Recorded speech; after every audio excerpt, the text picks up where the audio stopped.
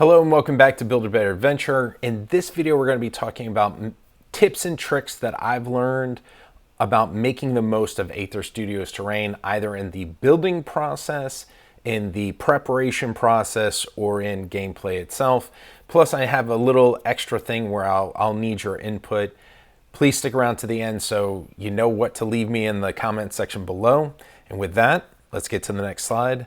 Let's get right into it. When 3D printing Aether Studios tiles, on the left-hand side, you're seeing with no supports, and on the right-hand side, you're seeing printing it while stipulating that you need supports added. Don't print Aether Studios tiles with support.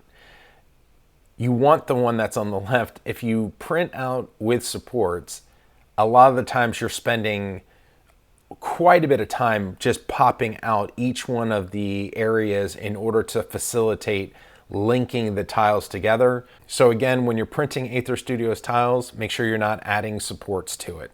So the next piece is when you're prepping the terrain, I'll use whatever filament I have available. Here you already see Aether Studios terrain printed in white, cream, and in brown. And what I'll do for each one of these is take them outside and run 2 coats of primer that's colored the same level of brown that I really want the tiles to pop out as.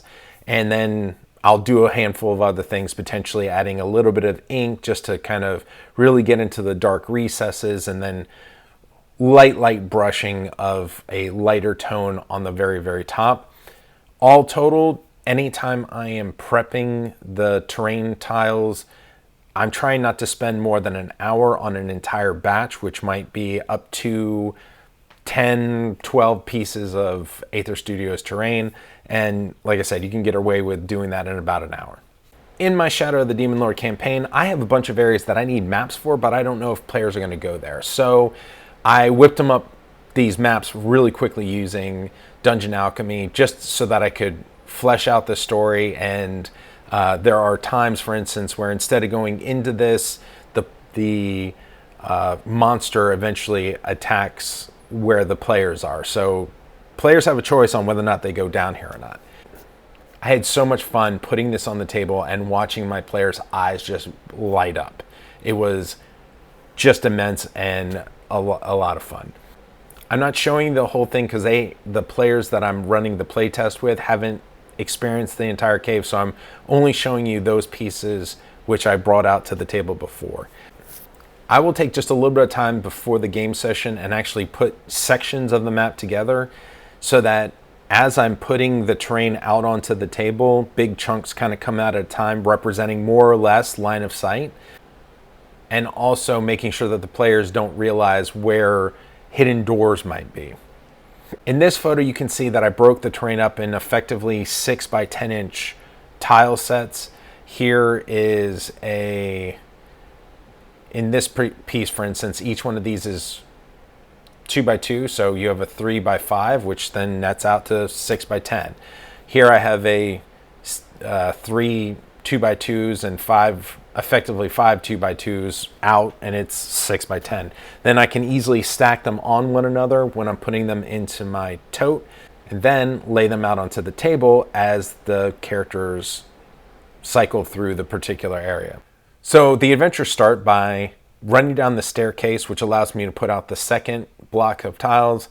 They run through this particular archway. They're tracking an elf child who is kind of screaming back at them that the demon will give her a bunch of scrolls, which is really what she wants. And the party continues to track her and run down the hallway trying to catch up to her.